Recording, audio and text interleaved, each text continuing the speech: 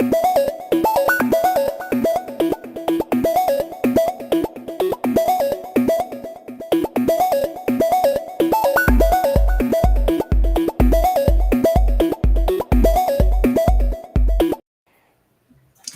evening, everyone, and welcome to In the Know with CaT Bobino.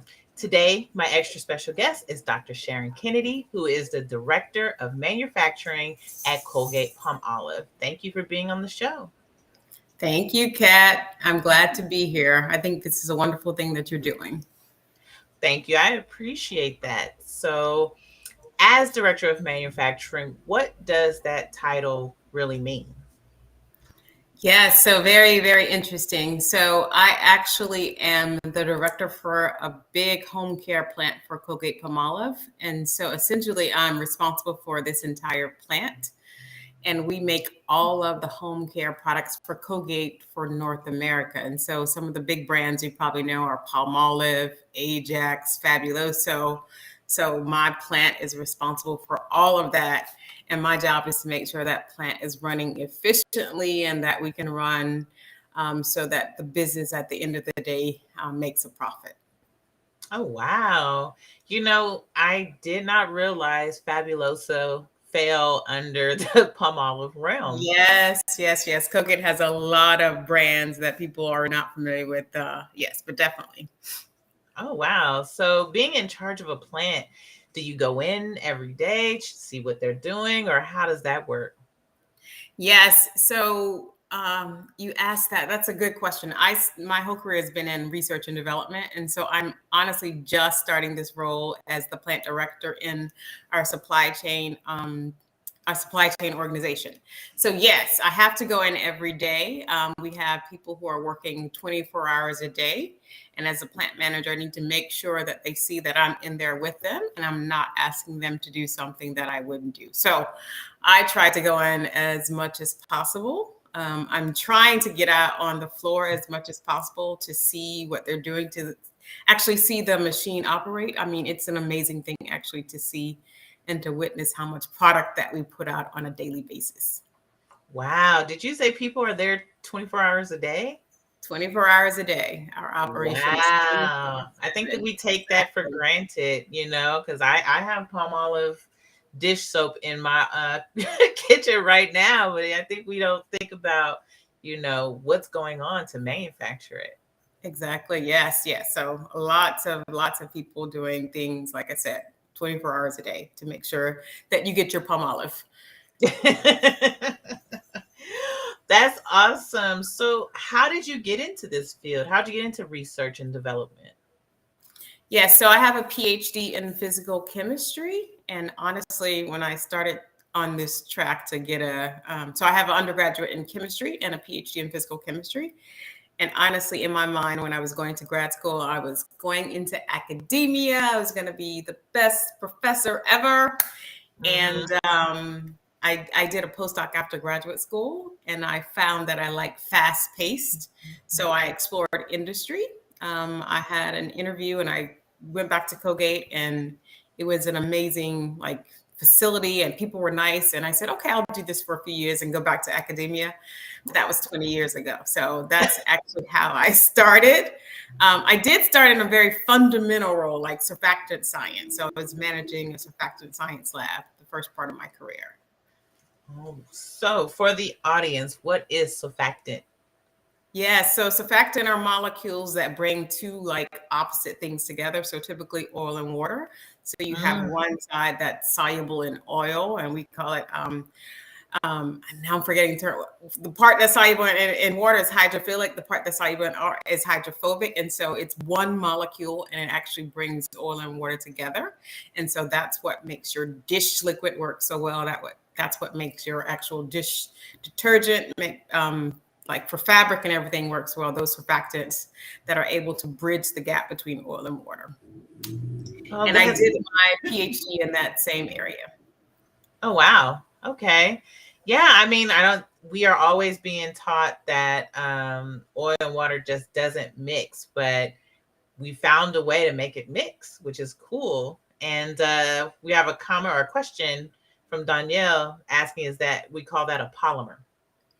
Polymers depends on the size of the molecule. So when you add more and more molecules together, you get to the polymer phase. But the surfactants that we typically work with, we have polymers, but the bulk of the surfactants are small molecules in detergents. So those are the ones that we work with. But in graduate school, I did work with polymeric surfactants. So yeah, really big molecules. And in that research, we were trying to actually solubilize carbon dioxide that was at high pressure into water. So that was totally different type of work. Yes. Oh, carbon dioxide into water. So taking something negative and turning it into a positive. Exactly. That was my graduate advisor's research. So Did that work? Because I think we definitely need that in our yeah, eventually my advisor, and he was Joseph DeSimone, actually started a dry cleaning business that was based on supercritical CO2. I think that worked for a while. I'm not sure if it's still in operation, but it was actually a really good try to make a more sustainable way of dry cleaning, etc. So a lot of other inventions came from that research that we were actually doing. Oh, wow. That's pretty dope. That's cool. Let's see. Danielle said lots of companies use similar process to break down manufacturing waste, I think.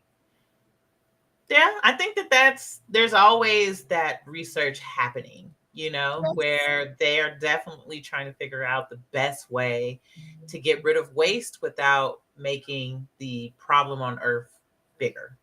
I don't know if that makes sense, but yeah. So yeah, there's always people, Danielle, trying to figure that big question out. But back to you.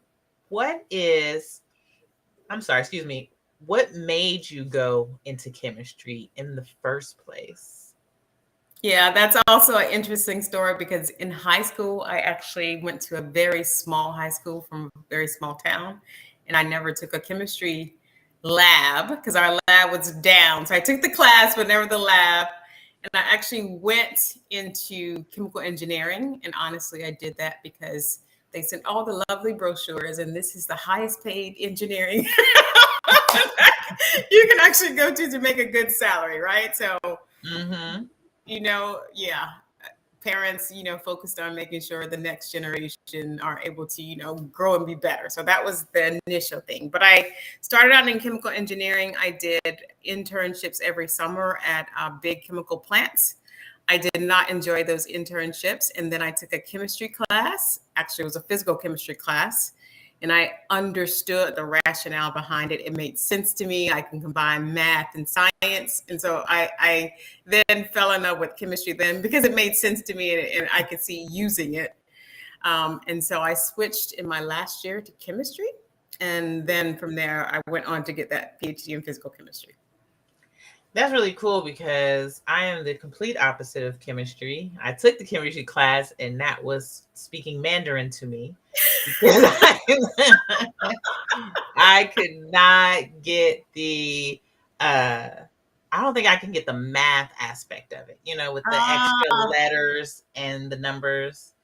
Yes. So math was in high school and in college, one of my favorite subjects. I didn't have a problem with math. So I was good on the memorization. That's why I went into biology because I can remember, all those pieces to it. I can remember the scientific part of chemistry. It was adding the math that I was like, okay, this is beyond me. Yes. I was probably the exact opposite biology. I was like, I'm just memorizing this. I'm good at remembering things, but application, especially with the mathematics part, is probably not my strongest suit. So I applaud you for falling in love with that discipline. Yes, I'm glad I'm glad I took the path. And I think, for me, everything has to be meaningful and have meaning. And so that's why I was struggling a little bit, but I did eventually find my way. Okay. So did that tack on a couple more years of college, changing your major in your last year? Yeah, I spent an extra year. So instead of 4 years, I graduated in 5 years.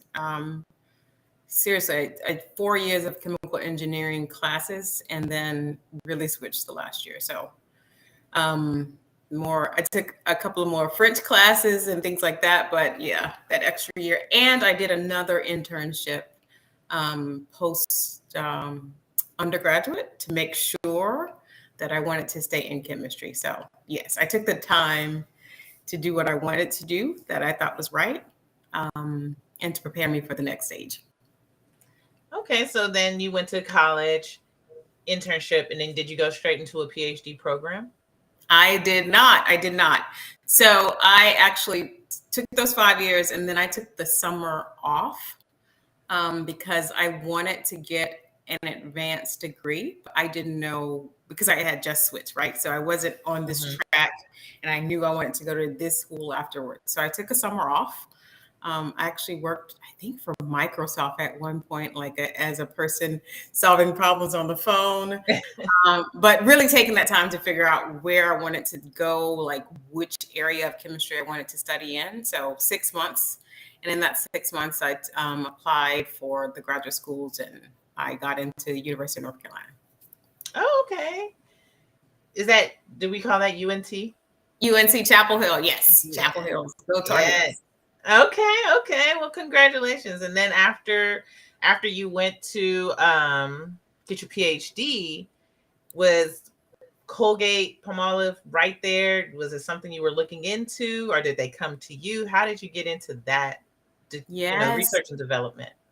So when I was doing my postdoctorate, and I actually did my postdoctorate at NIST, the National Institute of Standards and Technology in Gaithersburg. And so at NIST, I got involved with Novachet. And Novachet is an organization that's focused around Black chemists and chemical engineers. So I got involved locally, and then I attended a conference. And from that conference, I was actually recruited by who's going to be my manager, Emmanuel Maritab, an amazing mentor and scientist. He actually recruited me from that meeting at Colgate. So I wasn't looking for it, but I'm glad all of those things came together. Well, that's really good. I think that the audience should know and realize that going to these conferences and putting yourself out there, talking about what you've done and your research can open doors of opportunity that you did not know was going to be there. Absolutely. And networking opportunities. And Novachet, like I said, is focused on Black chemists and chemical engineers. So it's smaller than like ACS, which is a bigger organization, which I also think students in chemistry and the related fields should attend. But then you get to practice networking and to be comfortable in doing that. So yeah, I participated then, and I still participate in that organization today. Okay, cool. Is that something college students can get into, or can high school students start looking at it and seeing what they're doing? Actually, it spans from K through 12. There's a K through 12 program.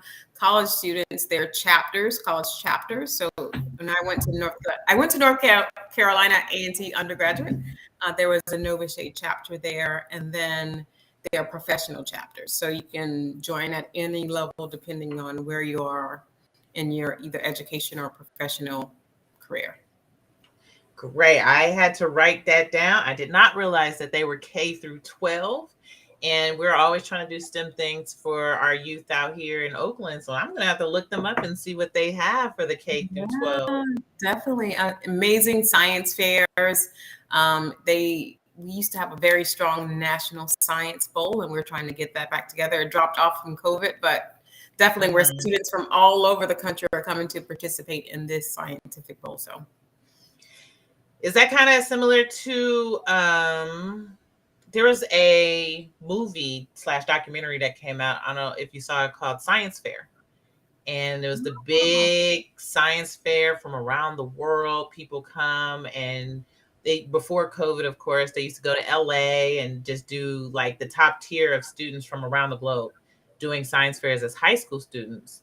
And the person who won got their college fully paid for. Oh, wow. Yeah. So definitely not on that scale, but yeah, I have to see that documentary. Yeah.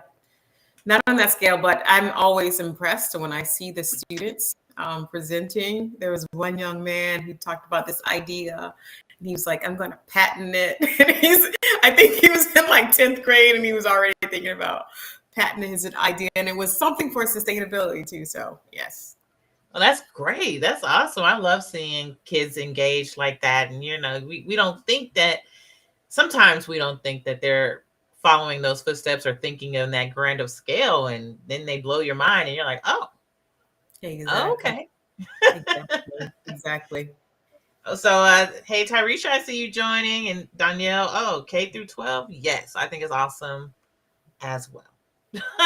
That's so dope. But back to you, Dr. Kennedy. When you went into Colgate and Palmolive, what was your initial duties? What was the first things that you were working towards? Yes. So the team that I went into, like I said, it was a cross-functional group of problem solvers. So we worked to solve problems across different categories in Colgate. But specifically for me, I was managing a surfactant science lab. And so looking at how the interactions of the surfactants with the rest of the ingredients in the product, how can we improve those surfactants or the combinations thereof? So and that sounds like straightforward, easy, but definitely not. So many of the problems you had to use multiple types of instruments, surface sensitiometers, calorimetry. You had to do a lot of different things to pull all the pieces together to actually solve problems. So very fundamental, but in that role, I got to work with a lot of people in Colgate. Like I said, in Colgate, we have home care, personal care, oral care, and pet food. And I got to work with home care, oral care, and personal care. And so I started to see like opportunities in terms of career, where I could go and the things that I could potentially do after that type of role. And yes. So is that on the East Coast? So Colgate, so our headquarters for all of Colgate globally is in New York on Park Avenue. For technology, the main technology center is in Piscataway, New Jersey. It's right next to the Rutgers campus there. So we have a pretty big campus housing right now. We have scientists, we have engineers, we have like our supply chain team. So yeah, a pretty cross-functional group housed in that location. Oh, wow. Okay. So tell me about your timeline. So you started in that group working with surfactants. What was your next step? Yes. So I started working on surfactant, and like I said, it sounded simple. I expanded. So the gentleman who hired me, again, Emmanuel Meritab, amazing. At that time, Colgate, we were starting to develop whitening products. So we have some awesome whitening products, Optic White. So you probably know that one.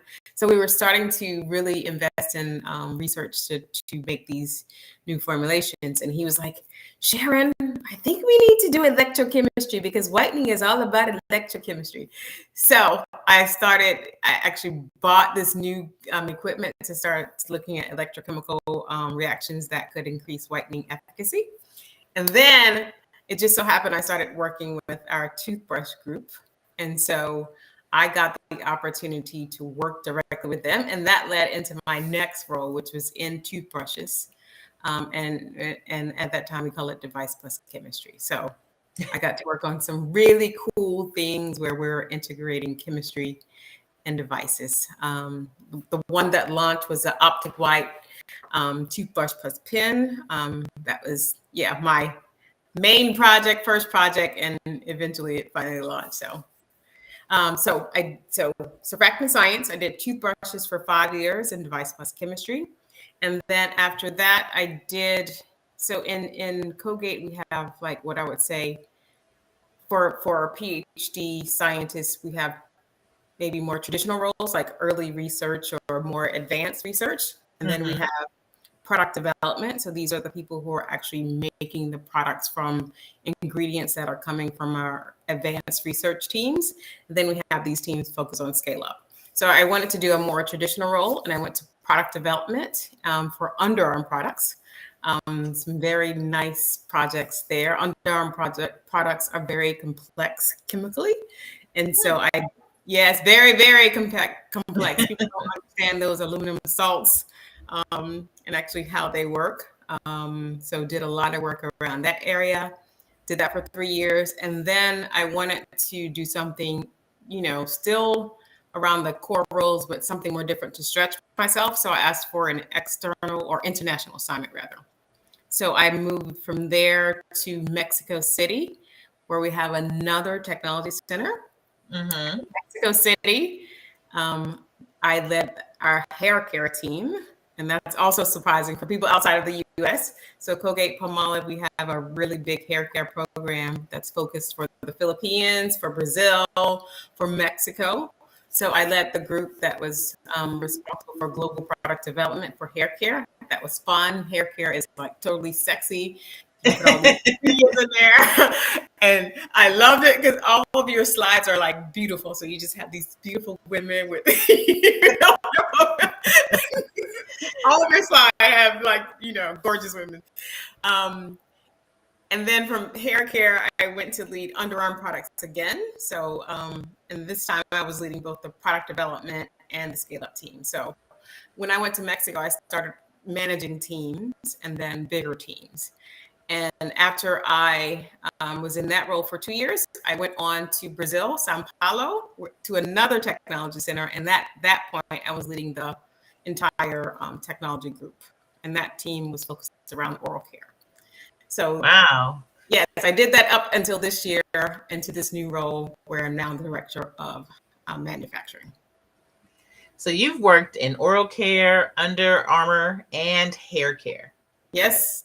So liquid, Ajax, cleaners, hair care, underarm products, toothpaste, mouth rinses. Yeah, across the gamut for personal care products. Definitely. That's amazing. That's amazing. And Yes. I had to ask this, I am in California. We have some very natural people who are not big fans of that aluminum that's in underarm, stuff like that. So, can you please let the audience know more about aluminum salts and the difference of using that type of product versus natural care products? Yes. So aluminum salts are FDA regulated. I think that's the main thing. And the mechanism of action is very different than some of the more natural ones. So first, aluminum is natural. So I don't,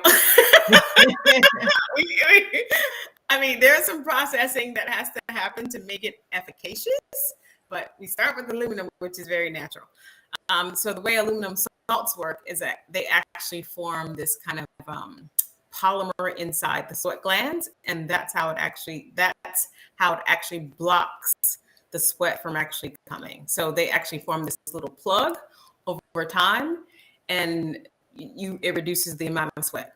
There are a couple of key points that people always miss. It does not block all of your pores in your underarm. So there's always going to be days where you have some percentage of those pores that are completely unblocked.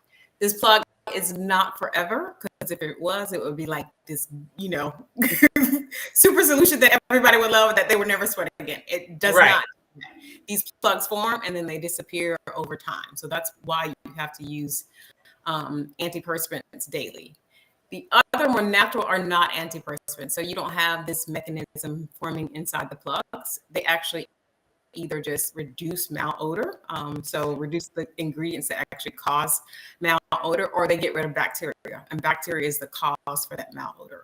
So typically most of them work on that mechanism. Some mechanism you apply a layer over the sweat ducts, but that layer is not as strong as the plugs that actually form. So, and I've worked on both of them because we also, Colgate also has Tom's of Maine, and people don't know that either. So Tom's of Maine, more natural deodorants. And so we definitely work on both of those ends. And Colgate has had a formula for, a very long time that is just based on deodorancy. So we work on both of those. Okay. So from my understanding, aluminum's natural anyway, right? Yeah. And yeah, so it's a natural thing that's in the earth, and it's also something that we don't necessarily need to ingest, but it's not harmful. Right. So, And yeah, I'm not going to say I'm a authority on how much aluminum is in the body, but there are no real studies that shows like aluminums from deodorants actually contribute to like aluminum in the body. So that's been the challenge. It's been more myth than actual science around controversy for aluminum. yeah. I haven't, the 3 years that or 5 years in the group, I've never seen any real studies that support that. But you always have consumer and you have consumer perception. So you actually have to have things that work for, all people. Okay.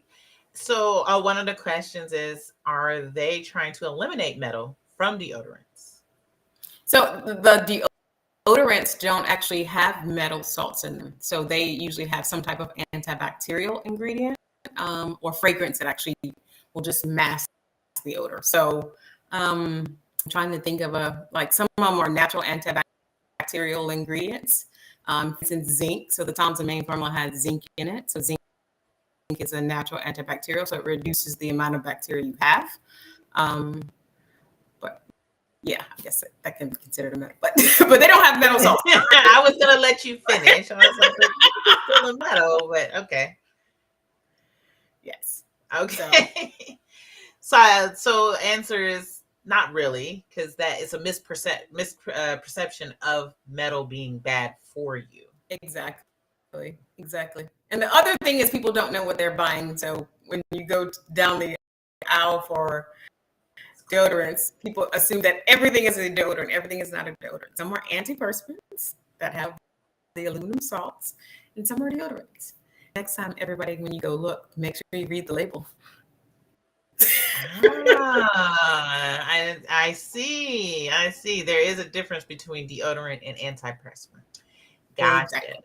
Obviously, I didn't read the label. I didn't know that. But I'm also not trying to not have the metals. I'm just like, as long as this works. Exactly. I've been doing the same thing for years. As long as it works, I'm good. And you're a biologist. There's another part that that people are just starting to study. It's your biome, your body's natural biome, and yours is different from mine, is different for another person. So that's one of the reasons that people can choose different solutions, because we don't all have the same body chemistry.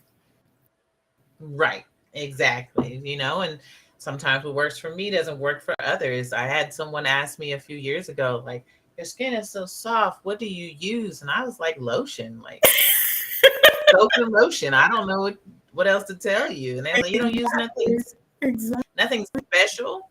I was like, no. It's either going to be Lubriderm or, and Dove soap. Petrolatum or Vaseline. Or Vaseline in the winter time. Yeah, that's that's what I use. Another question that Danielle had was, did you ever work on products for Black hair care? So in Mexico, we did work on products for Brazil. So Brazil is a big market for Colgate, and in Brazil, it's a high population of Afro-Brazilians. So I would say yes. But probably not in the sense that Danielle is thinking about, where, like in the US, we have a lot of natural, we have a lot of curly. So not in that sense. I think more recently the teams are working for, more curly hair, but not in that traditional sense. Oh, gotcha. That you would think about in the US, yeah.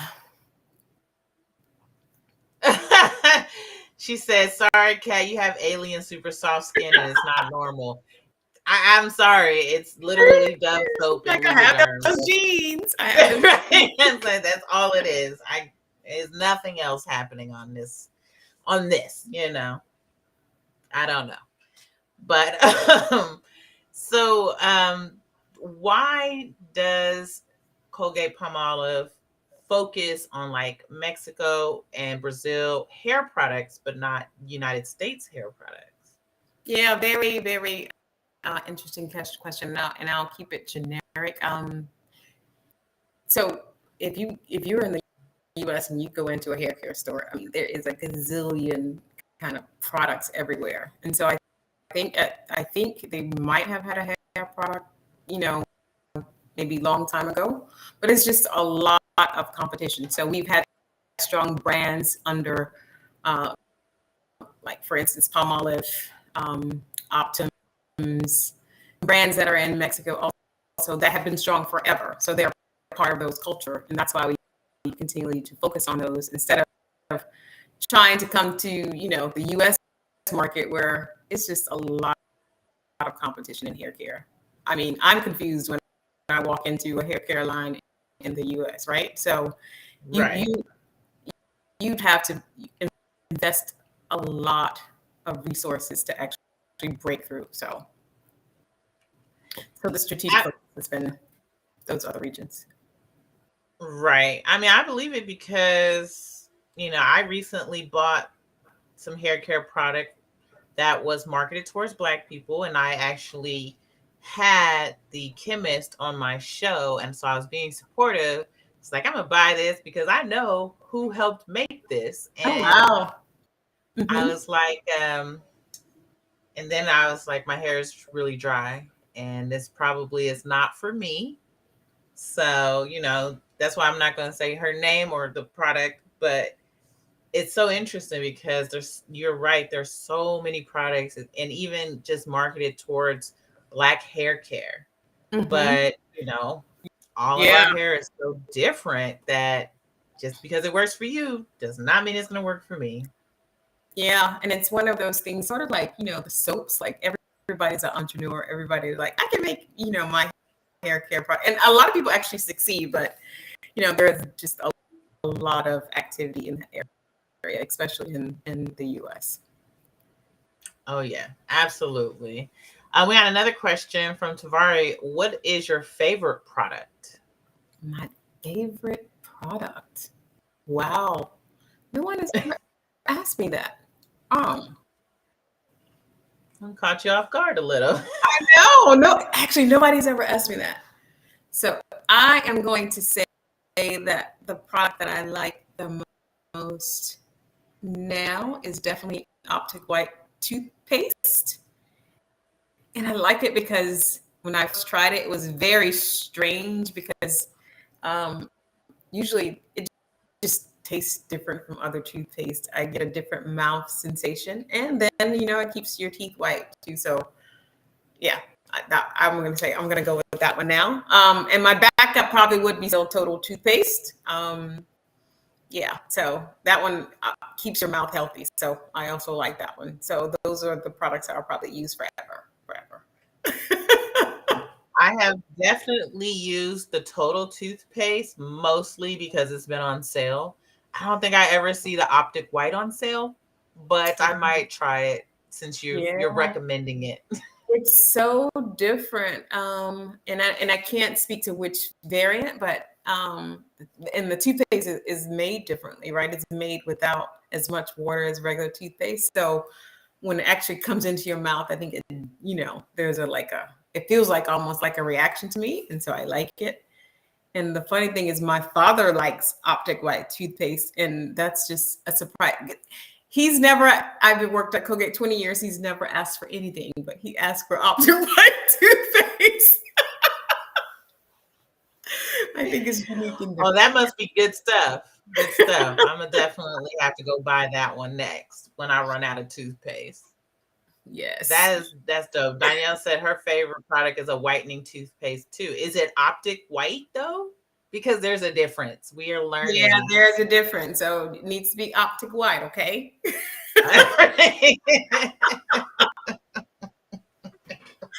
Right. I know. Because I think I've tried whitening toothpastes before, and I was just like, okay. But I will try the Optic White. That is my promise. Okay. She says kind of expensive. She gets it from Dollar Tree on a super good day. I'm not mad. I'm not mad. Oh, it's Optic White. I'm about to go to Dollar Tree and see if they got it.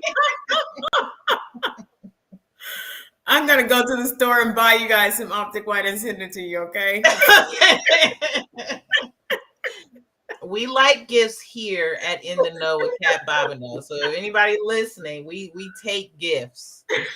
I'll do an opening video and be like, "Ooh, Optic White, brushing my teeth," you know. I did not ask for that. That's okay. That's all right. I like to support, especially the people who come on the podcast, who take the time to come on the podcast. I'll be like, if you have a suggestion or you're creating a product, how can I support? Because I just appreciate the time you take to even come talk to me. So okay, definitely. all good. So going back a few of her comments ago, she said it was a plethora of black hair textures and it probably overwhelms research and development. Probably. Well, I don't think, I think you have to have different chemistries, but honestly, when you look at the hair structure, there are not that many types of structure, like the way the hair grows out of the follicle. So some might be more tighter than others, but it's the same type of chemistry. It's, it's sulfide bond, so same types of chemistry. So I don't think, that is the challenge. But I think it's, like you said before, CaT, is a very individual thing, like I don't like the way this feels on my hair, or I think it's very individual thing. Oh yeah, I can see that.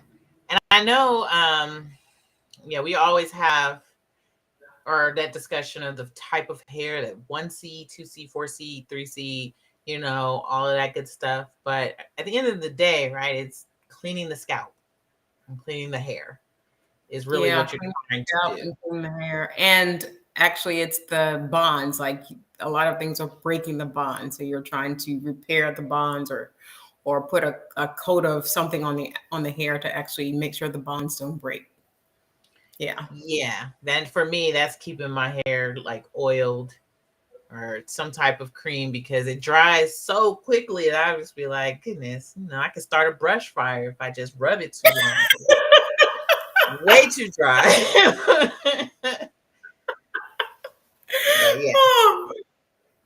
I used to, wear my hair completely shaved, because that was my thing. Because hair is, even though I love working in hair care, hair is not, one of my favorite, like, maintenance.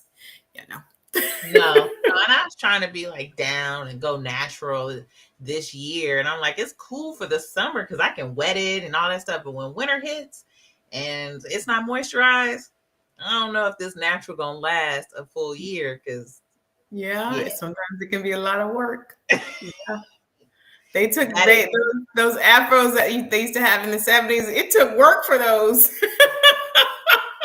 Right. And keeping it nice and like fluffy, because then I lean back in my car and I get out and it's all flat back here and nobody's saying anything, but I know it or I forget. Yeah, it's just hair. I don't know if this is for me come winter.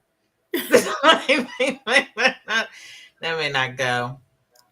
Anyways, talking about oral care. So when I was talking to Dr. LaTanya, she was bringing up the idea or the fact that systemic health is directly proportionate to oral health, and keeping that oral health healthy is keeping that body healthy. How do you feel about that? Or have you done any research in that aspect of it? I haven't done research, but I'm completely bought in. For me, it's either an indicator of other things that's going bad in your body, or it is the pathway for, things to get into your body. So I'm definitely bought in. And you just see from African American community, you see from communities, right? That when like people who have some oral care problems, you can tell other part of their body starts to, you can tell they have other issues that are going on. So I do definitely believe that. Actually, when I was in college, I think I had a problem like with gingivitis, and I didn't know, and it was affecting everything, but I just did not know. So definitely, I'm a big believer that we should, take care of our oral health and also use it as an indicator of other things that are going on in the body. Oh, yes, absolutely. Because I think we were speaking on diabetes and things like that, and how that's such an indicator, especially if you're having bad oral, something else might be going on. Or like you said, it can be a gateway to your health, which is, I didn't even think about it when she brought it up. And I was like, well, that makes sense though, because, going through the gums and going through that thin layer of skin, I was like, oh, which made me started using mouthwash every day. Yeah, good. Yeah. I was just brushing my teeth, but I was like, oh, I'm gonna add some mouthwash into this because, yeah. Yes. No, definitely get rid of the bacteria that cause the inflammation or the buildup of, the plaque and eventually leading to gingivitis. Yeah, when I had that in college and I went to the dentist and they said, you need to get this treatment immediately. And I'm just like, you know what? Because my mom was always a big fan of oral health. So she made sure we went to the dentist every 6 months. When I went to college, mom wasn't taking me or paying for that. Yes. But yeah, that was a wake up call for me. So definitely. Yeah. No, my mom was the same way. And she, to this day, still uses the brown Listerine, which I can't. Wow. I'm just like, no. I can't do that. I use the blue, but I cannot do the brown. No, definitely. Yeah, you're right. I'm with you. The brown is pretty strong. Yeah, very, very. Danielle asked, does Colgate have subsidiaries researching or producing prescription drugs? No. So we're not focused around. We're not a drug or pharmaceutical company. So we typically focus on over the counter or OTC or cosmetic products globally. Right. So we mentioned oral health and hair and skincare, right? Is there anything else that they focus on? So pet nutrition is also a huge part of Colgate. It's almost a quarter, or might be even more than that. I don't know, but a huge part of the company. So we do have a prescription diet for pets, but it's still different than a drug. So a lot of research going on in our facilities in that region. So yeah, veterinarian science. It's amazing the amount of science that goes into making a good food for pets. I never would have thought about it, right? So a lot goes into that effort. So we have home care also. So I talked about I'm in home care. Oral care, skin health. We just started a lot of research in skin health. We have two premium skincare brands, Filorga and Elta. Okay. Yeah, and people, those are two that people probably don't know that are associated with Colgate's. Ours is Hill's Pet Nutrition, or Science Diet. Yeah, I was gonna say it's called Science Diet. Long time ago, I was a vet tech, and Really? Yeah, fresh out of college, I was a vet tech, and yeah, we definitely, even that was some moons ago, but yeah, we definitely pushed the Science Diet a lot, the Hills Diet a lot, especially like dogs with liver issues. They got so many: heart, liver, skin. Yeah. So it's amazing, for pets who are overweight. Yeah. So all these different indications for pets. Yes. All my dogs. Oh, so you're a science. Good. Science Diet. Yeah. Very good. Optic White, Science Diet. Yeah, you're taking the whole Colgate portfolio. I love it. Yeah, I used to tell people all the time, like, if you can get your dog food from the grocery store, it's probably not the best dog food. You might want to go to the actual pet store to get dog food. Wow. Okay. Yeah. That was what I used to tell people. I'm not the best at it as a dog owner, but I do know good food, and Hills and Scientific is good food. Good. I'm not a pet owner, but that's very good to hear. I know a lot of research goes into it. Yeah. So Danielle, you are Colgate-Palmolive superstar. Sounds like you got your teeth, your dogs on it. You a superstar. You could be. And she got some really white teeth. I ain't even gonna lie. She has some really nice white teeth. Really. Yeah. She talks about my skin. I can talk about her teeth. Okay, I hope she uses soft soap also. So soft soap is another one of our U.S. brands. Soft soap at your sink. You probably have that one too, Darnell. Yeah. Okay. I do see soft soap all the time. Oh, I'm learning a lot. I did not realize how many products fail under their umbrella. Yeah. Yes. An amazing number of brands. And when you go outside of the U.S., I mean, there are more. Like I worked in Brazil. There's a brand called Sorriso. And the word sorriso means to smile in Portuguese. So, and it's full of like flavor and fun. And yeah. So that's another like amazing thing about working at Colgate. You see cultures globally. Don't know, it's funny. You get to see like, culturally what things are important to people and impact those brands. Yeah, I was talking to another it was a set of chemists. They didn't say where they were, but they have a podcast. But they're a set of chemists who have worked out of the country, and they were talking about how fragrances and things like that are so different in different countries because, we're so used to certain things like lavender, right? But in other countries, you get all these great smells with the products that you're using, but they just don't do well in the United States. The US, exactly. Yes, exactly. I think in like Asia or somewhere that they had like chocolate toothpaste and they tried it so many times in the US and it doesn't work well with US. We want our mint. Right. Exactly. If mint means your breath smells good, right? Chocolate does not mean you're having a great oral day if you're smelling like chocolate. Exactly. Although I have been seeing more and more people with the charcoal. Yes. So charcoal is a major trending ingredient, and it's been trending for like years. That's the surprising part. So yes, definitely. And that is a global trend. You start to see charcoal in across different formats, almost in everything. But yes. Okay, cool. So what do you feel is next for you? I know you just started this position as director of manufacturing, but what do you see going down the line for you? Yeah, so definitely learning this position, growing in it, improving in my leadership because it's, over 300 people that are reporting to me. So I think it's a great way to actually do that. And then at this stage, I started to thinking about a few years ago, I really want to definitely give back.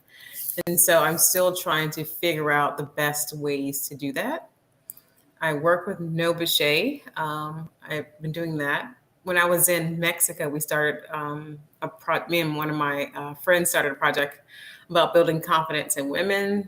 So I think that's one of the things that I want to get back to. But definitely, I want the focus in this, I'm calling a new phase in my life, to focus on people and how I can give back and help people realize their confidence, how they can add value.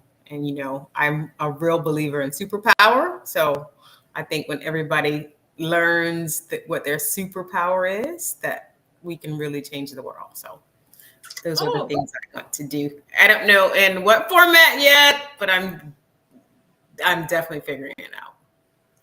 Well, I am trying to show our next generation the opportunities that exist in STEM, which is why I do the podcast. I'm also working with some organizations out here in California, in Oakland, to do like a hands-on program for kids, middle school kids.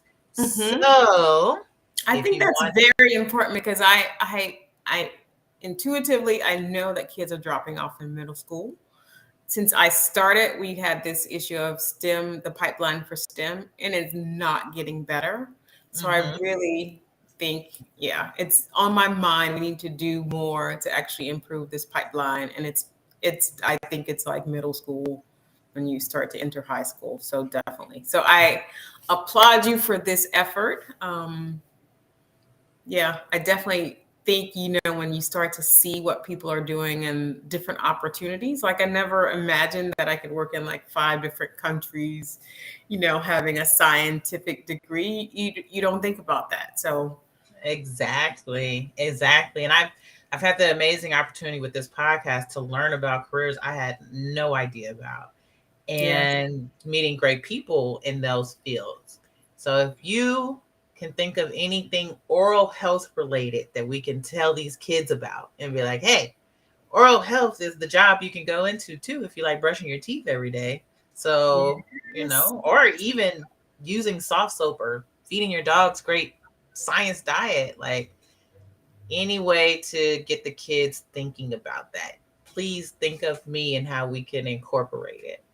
Yeah, definitely. And so after we disconnect, send me some more information about what you're doing. And definitely I would like to see how I personally can get involved to help you there. And I want to come visit Oakland. I've never been in Oakland. Do not hold your breath. I mean, I was born and raised here, but personally, I would like to move out of Oakland. However, there's someone in my life who refuses to leave. So, yeah. But come, see for yourself. Don't listen to me. I might be jaded. Please come and enjoy what Oakland has to offer. But as we are concluding, what would you say to maybe junior high kids, or how would you encourage them to consider this type of field?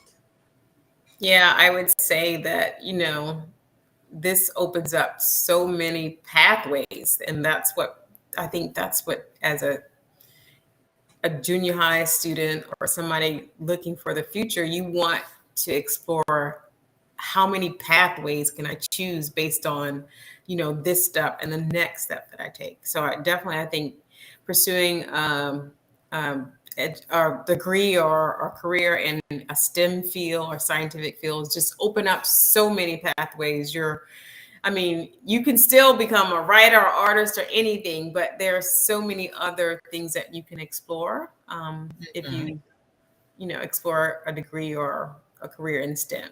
So I would encourage them to, and it's not always the easiest path, but I think at the end of the day, or when you start to see where you can go, it's all worth the effort.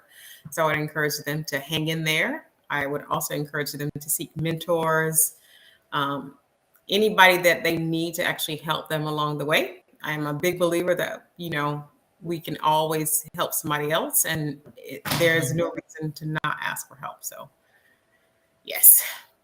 Well, that's cool. Well, thank you again for spending your evening with me and telling us about your story.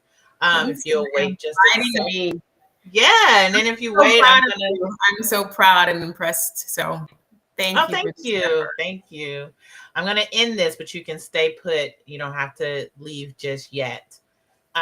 But thank you for everyone who joined in tonight for In the Know with CaT Bobino and talking with Dr. Sharon Kennedy. I appreciate all the questions. Oh, as we're leaving, Danielle says, thank you, Sharon, you rock. Awesome, educated Black women, power and inspiration.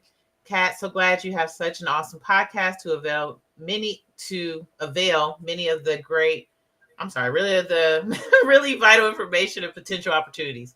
I can read. I'm just trying to read that. Thank you. Thank you, Tanya, for all your questions and comments. I appreciate it. And I hope you guys have a great rest of your Wednesday. Good night. Good night.